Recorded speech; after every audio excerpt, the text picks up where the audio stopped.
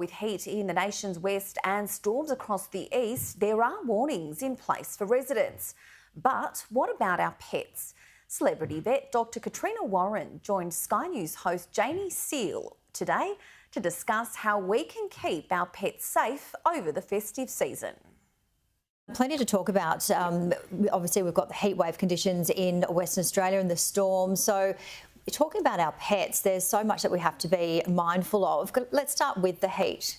Okay, the heat's a big one. Obviously, I say to everyone, keep your pets indoors if you can, and just be aware with Christmas because the doors are often open. You've got visitors coming and going, and particularly if it's hot, make sure your pets are somewhere where they can relax in aircon if possible. And if they're outdoors, make sure you've got water that's in the shade all through the day as the shade does move around. It sounds straightforward and logical, but we do hear so many horrific stories, don't we? Yeah, we certainly do, and particularly you would think the message would hit home about cars, but just don't leave your pets in cars, even with the windows down on a hot day, because the temperature inside the car can still heat up to deadly, like very, very quickly. The other thing I say to people, when you're walking, if you're thinking about taking your dog outside, put your hand on the pavement. If it's too hot for your hand after about 6 or 7 seconds, it's too hot for your pet, because pets can get blisters on their paw pads, our dogs as well. So don't walk them in the heat of the day. Because they put up with it, don't they? I mean, you do see dogs walking around in that heat. Yeah, they do, and certain breeds will just go and go and go. And a little note on that, if you have one of those breeds with the squashed faces, the brachycephalic breeds, so the bulldogs and the pugs, they really, really struggle in the heat because they don't breathe and they don't pant as efficiently. So those ones, please don't take them out during the heat of the day and just really gentle walks only. What about little doggy sneakers or something? Little flip-flops? Well, you can get the sneakers, but you don't. It's the breathing that's the problem. Yeah, you do see some walking around with the little shoes. They can be quite good if dogs have allergies to grass, though. Right. That's why you see those. Okay. Yeah.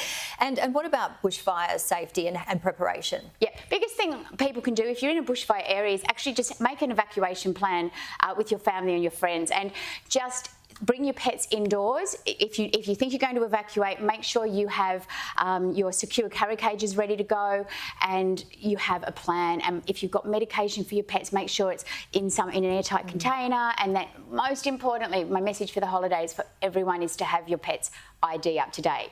So get an ID tag with the current phone number and update the microchip details. Yeah, it's so important, isn't it? Because, I mean, we've heard so many people just recently with ex-tropical cyclone Jasper and the heavy rain, people having to move to evacuation centres, heat waves again, and it's just not fun going there, let alone worrying about your pet. Worrying about your pet. Pet ID is a really big one. Most people have their pets microchipped. They often forget to update them. The best thing you can do is put your phone number, and if you don't have time to get a pet tag, write your number on your pet's collar. It's the easiest way to be reunited with the pet if you should get lost. Like, I found a dog the other day walking down the street, because it had a phone number attached to it, I could call the owner. Otherwise, it would have had to go to a vet clinic who has to scan the microchip, and it delays the reuniting. Yeah, that's very good advice. And, okay, many people celebrating Christmas today. Yep. A bit of extra turkey, a bit of extra ham, just, putting it down to the dog. Is that a good idea?